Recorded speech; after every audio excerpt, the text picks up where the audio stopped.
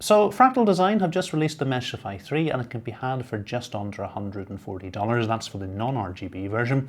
You can pay an extra $20 to get some RGB, or a further $60, taking you up to just under $220 for the top-of-the-line Ambience Pro RGB version, which I've got here.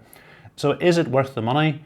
Let's dive in and take a closer look. So our tempered glass side panel can simply be tilted out from the top and lifted away, and our other side panel is removed in exactly the same way. Taking a look at our top I/O, we've got a power button, we've got two USB Type A ports, a single Type C port which will support speeds of up to 20 gigabits per second, and we've got a combined headphone and microphone jack. To remove our case's top panel, there's a tab on the back which you need to pull backwards, and then the panel can be lifted up and away. We've got a removable fan stroke radiator bracket on the top of the case, and it will accommodate up to two 140 or 220mm fans and up to a 240 or 280mm radiator. The bracket is held on with two captive thumb screws on this side, and once these have been loosened, the bracket can be tilted up from the side and lifted away. The case's front mesh panel can simply be pulled off from the front. You'll notice that we have some gold pins on the top of the front panel and some gold contacts on the case's main body. And this is how the RGB effects on the front panel itself are controlled. There's no additional dust filters behind the front panel, and Fractal are going with just mesh at the front of the case.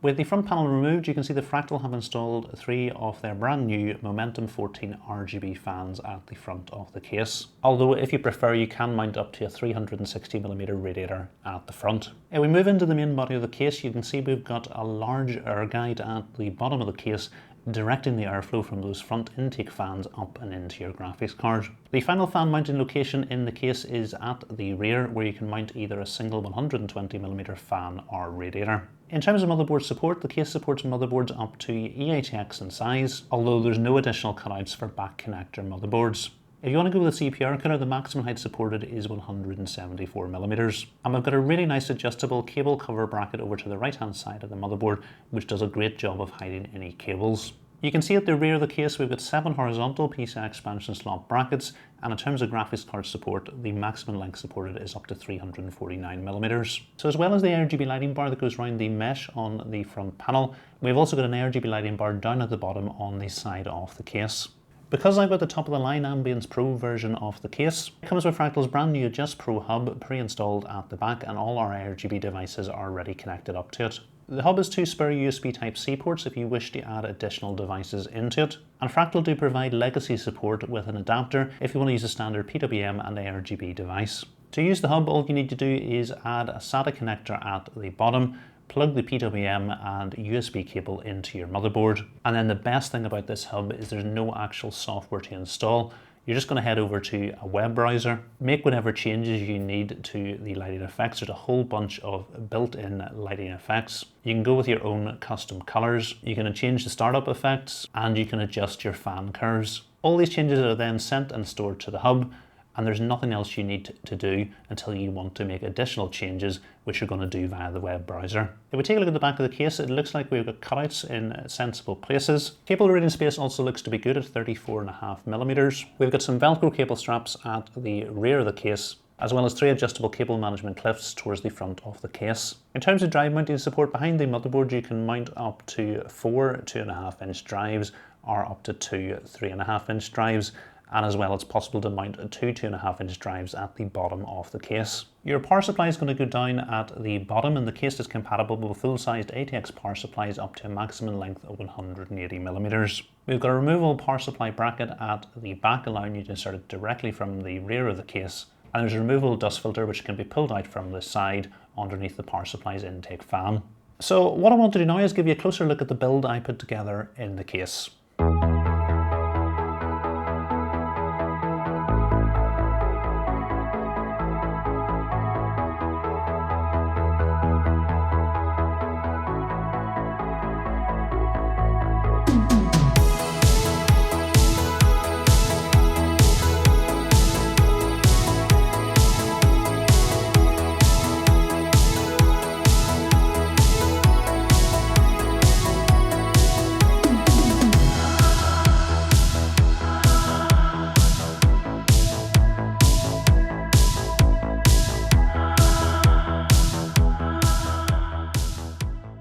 Taking a look at our temperatures, our Ryzen 9 7900X being cooled by a 280mm radiator at the top set to exhaust, idled at 40 degrees and reached a maximum of 64 degrees during a 10-minute IDA 64 stability test. The Aorus Master RTX 4070 idled at 28 degrees and reached a maximum of 50 degrees during the stability test. In terms of noise, we had average noise levels of 33 decibels at idle and 48 decibels under load. So in terms of building the case, it was really straightforward. I think a large part of that is the fact that Fractal have pre-installed all the fans and connected them up to the hub for you, so that really simplifies things. The fact that you can take the top panel off gives you really good access during the build, and you've got that removable bracket for installing your radiator to the bracket outside the case. I would encourage you to take the cable management bar off. It definitely was much easier to pass the cables through with that bar off and then install it at the end once you've plugged all the cables into the right hand side of the motherboard. The only slight issue I had during the build was that after I installed the graphics card, there was a gap between the graphics card and the case. This issue seemed to be caused by the graphics card mounting bracket not going all the way to the back of the case, and after a little bit of persuasion I was able to push it through and get the graphics card installed. So while trying to install the GPU in one of the lower slots, I had similar issues, so I informed Fractal Design of the problems I was having. So it turns out I wasn't the only one having problems with the case, and other reviewers had also reported problems to Fractal Design.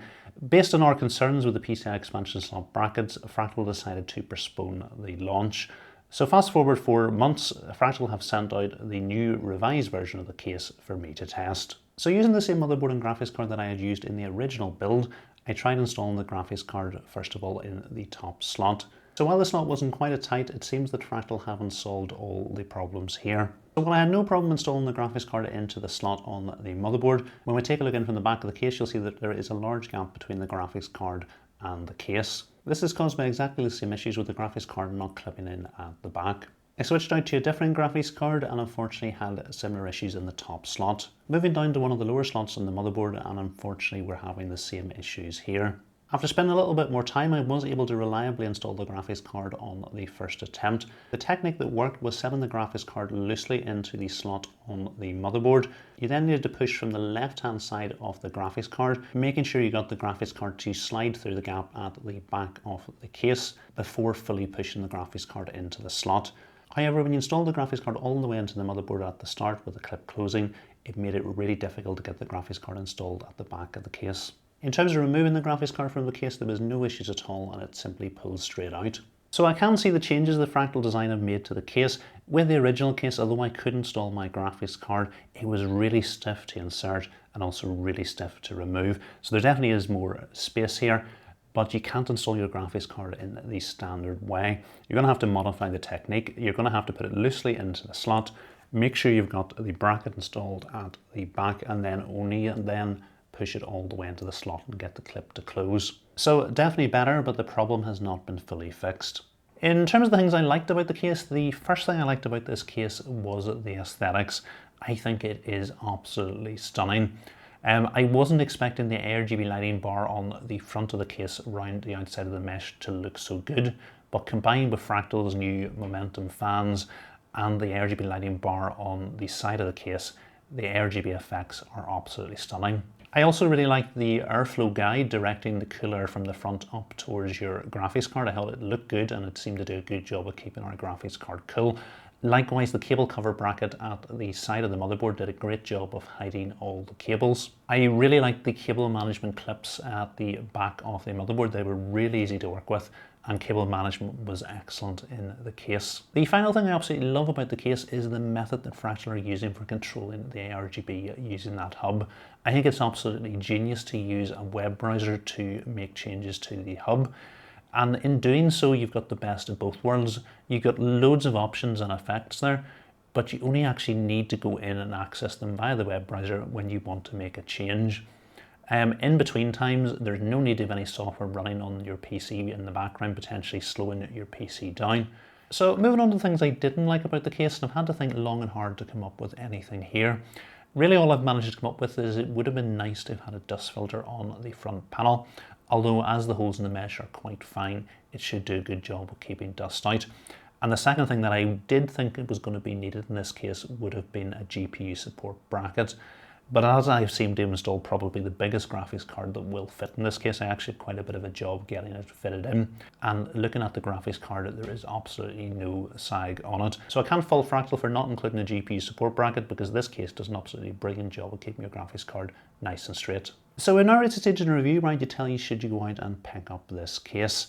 Now, I want to leave the issue with the expansion slot brackets to the side for the minute, and if these didn't exist, what I would be telling you is that I absolutely love this case, apart from the price.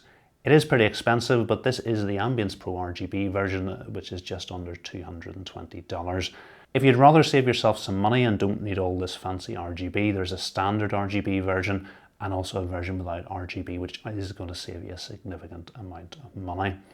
But we can't ignore the expansion slot brackets. Fractal have definitely improved them with this new revised version of the case, but they haven't completely solved the problem. So in its current state, it does make it hard to recommend. So if you do absolutely love the look of this case, I wouldn't be put off by the expansion slot brackets at the back. If you follow the technique that I've shown you in this review, you will be able to install your graphics card in this case, and I think you can do it fairly safely without risking your hardware. And once you've done that, then you can take advantage of everything this case has to offer.